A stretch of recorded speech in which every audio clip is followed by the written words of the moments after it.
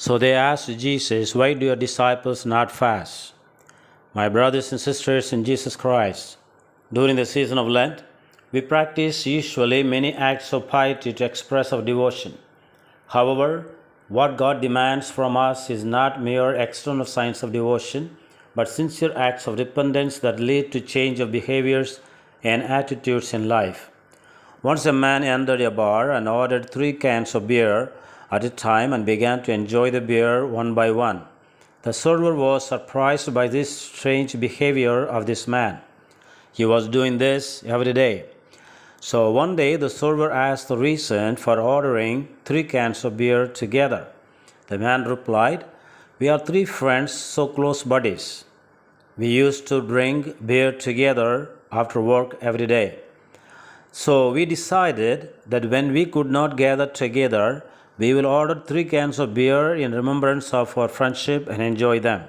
That is the reason I ordered 3 cans of beer as my friends are separated due to work." One day, the man ordered only 2 cans of beer. The server, thinking that one of his friends died, said to the man, "Sorry, sir, as you ordered today only 2 cans of beer, I presume that something unfortunate had happened to one of your friends. My condolences to you."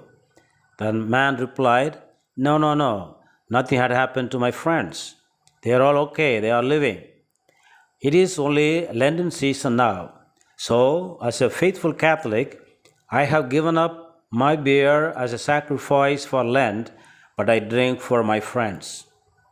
Such act of piety teaches us that our spiritual devotions such as prayer, fasting, abstinence, and almsgiving, practiced at the wrong time, in the wrong place, and with false intentions, would be ineffective and even sinful.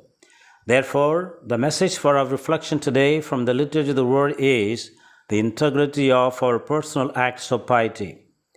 The disciples of John the Baptist and the Pharisees, like the Dead Sea scribes, tried to fulfill God's will by making special efforts to impose upon themselves penance beyond what was generally expected, whereas they found Jesus and his disciples not undertaking rigorous fast and penance.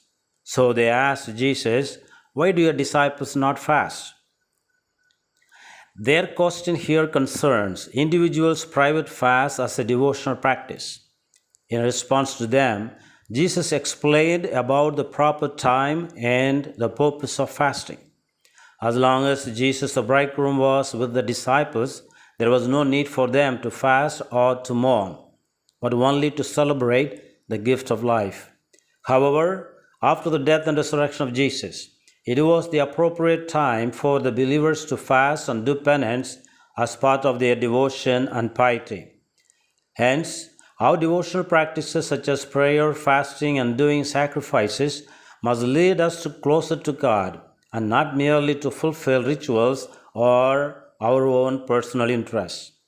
Prophet Isaiah says, "On your fast day, you carry out your own pursuits. Your fast ends in quarreling and fighting." The prophet is addressing here the question of sincerity and integrity in our devotional practices. God is only pleased with our devotions that are accompanied by acts of mercy and love for defending the cause of the poor, caring for the needy, providing justice, feeding the hungry, clothing the naked, sheltering the homeless, and encouraging the discouraged. St. Francis de Sales says, "Fasting to save money is good, fasting to obey the teaching of the Church is better, but fasting to please God is the best." Therefore, dear friends, let us ask ourselves today, how meaningful are our devotional practices during this Lent and how do they affect our personal life? Do our acts of piety fulfill Jesus' program of love and mercy toward others, or instead carry out our own personal interests and plans? Let our devotional practices of prayer, fasting, and doing sacrifices lead us to renewal of life and deepen our love for God and for our brothers and sisters around us. Amen.